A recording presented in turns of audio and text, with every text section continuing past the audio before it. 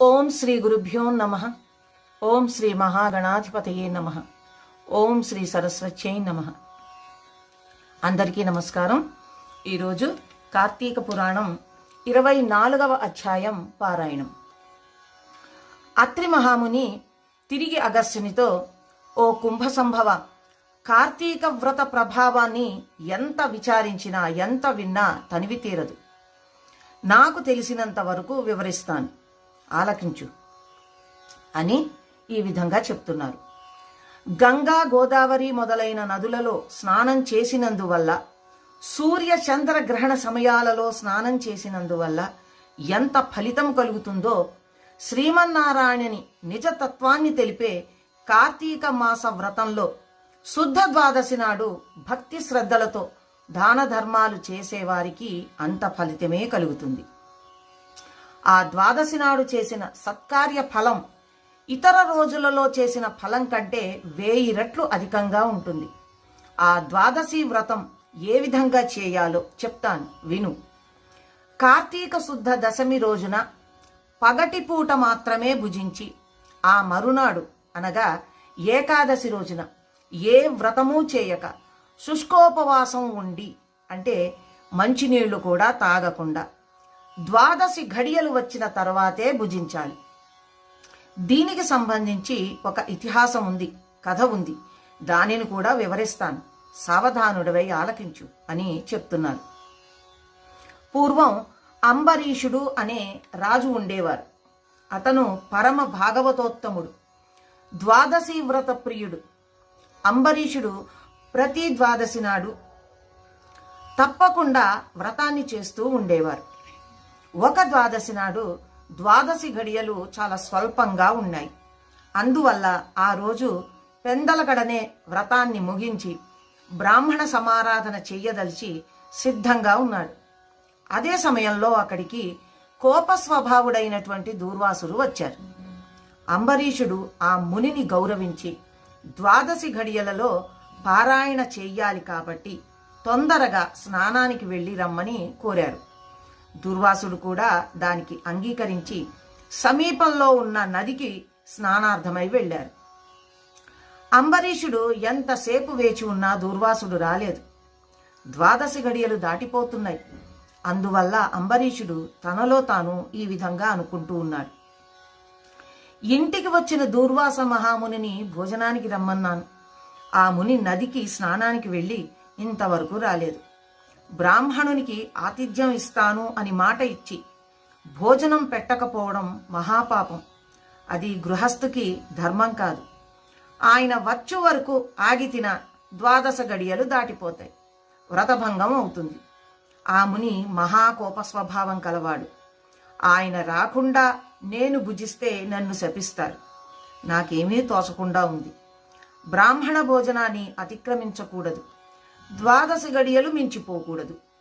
గడియలు దాటిపోయిన తరువాత భుజించడం వల్ల హరిభక్తిని వదిలిన వాడనవుతాను. ఏకాదశి నాడు ఉన్న ఉపవాసమంతా నిష్ఫలమైపోతుంది. ద్వాదశి విడిచి భుజించడం వల్ల భగవంతునికి, భోజనము చేసిన దూర్వాసునికి కోపం వస్తుంది. అదీకాక ఈ నియమాన్ని నేను అతిక్రమిస్తే వెనకటి జన్మలలో చేసిన పుణ్యాలన్నీ కూడా నశిస్తాయి. దానికి ప్రాయశ్చిత్తం లేదు అని ఆలోచించి, బ్రాహ్మణ శాపానికి భయం లేదు, ఆ భయాన్ని శ్రీ మహావిష్ణువే పోగొట్టగలరు. కాబట్టి నేను ద్వాదశి ఘడియలలో భోజనం చెయ్యడమే ఉత్తమం, అయినా పెద్దలతో ఆలోచించడం మంచిది అని సర్వజ్ఞులైనటువంటి కొందరు పండితులని రప్పించి వారితో ఈ విధంగా చెప్పారు. ఓ పండిత శ్రేష్ఠులారా, నిన్నటి రోజున ఏకాదశి అవడం వల్ల నేను కటిక ఉపవాసం ఉన్నాను. ఈ రోజున స్వల్పంగా మాత్రమే ద్వాదశి ఘడియలు ఉన్నాయి. ద్వాదశి ఘడియలలోనే భుజించాలి. ఇంతలో నా ఇంటికి దూర్వాస మహాముని వచ్చేశారు. ఆ మహామునిని నేను భోజనానికి ఆహ్వానించాను. అందులకు ఆయన కూడా అంగీకరించి నదికి స్నానం కోసం వెళ్ళారు. ఇంతవరకు రాలేదు. ఇప్పుడు ద్వాదశ ఘడియలు దాటిపోతున్నాయి. బ్రాహ్మణుని వదిలి ద్వాదశి ఘడియలలో భుజించవచ్చా? లేకపోతే వ్రతభంగాన్ని సమ్మతించి ముని వచ్చే వరకు నేను వేచి ఉండాల? ఈ రెండిటిలో ఏది ముఖ్యమైనదో నాకు తెలపవలసినది అని కోరారు. అయితే అప్పుడు ఆ ధర్మజ్ఞులైన పండితులు ధర్మశాస్త్రాలు పరిశోధించి విమర్శ ప్రతివిమర్శలు చేసుకుని దీర్ఘంగా ఆలోచించి తరువాత, మహారాజా, సమస్త ప్రాణికోటులకి గర్భంలో జఠరాగ్ని రూపంలో రహస్యంగా ఉన్న అగ్నిదేవుడు ఆకలిని పుట్టించి ప్రాణులు భుజించిన అన్నాన్ని పచనం చేసి దేహేంద్రియాలకి శక్తిని ఇస్తున్నాడు. ప్రాణవాయువు సహాయంతో జఠరాగ్ని ప్రజ్వరిల్లుతుంది. అది చెలరేగడం వల్ల క్షుద్బాధ అంటే ఆకలి, దప్పిక కలుగుతాయి. ఆ తాపాన్ని చల్లార్చాలి అంటే అన్నము నీరు తీసుకుని దానిని శాంతింపచెయ్యాలి. శరీరానికి శక్తి కలగజేసేవాడు అగ్నిదేవుడు. దేవతలందరికంటే అధికుడై దేవపూజ్యుడయ్యాడు.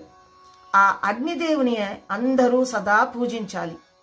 గృహస్థు ఇంటికి వచ్చిన అతిథి కడజాతి వాడైనా సరే భోజనం పెడతాను అని చెప్పి వానికి పెట్టకుండా తినకూడదు. అందులోనూ వేదాంగ విద్యా విశారదుడు, మహాతపస్శాలి, సదాచార సంపన్నుడు అయిన దూర్వాస మహామునిని భోజనానికి పిలిచి వారికి పెట్టకుండా తను భుజించడం వల్ల మహాపాపమే కలుగుతుంది. అందువల్ల ఆయుక్షీణం కూడా కలుగుతుంది. దూర్వాసునంతటి వాణిని అవమానం వనరించిన పాపం కూడా సంప్రాప్తమవుతుంది అని చెప్పారు. ఇంతటితో కార్తీక పురాణం 24వ అధ్యాయం కూడా సమాప్తమయ్యింది. తిరిగి రేపటి పారాయణంలో కలుసుకుందాం. నమస్కారం.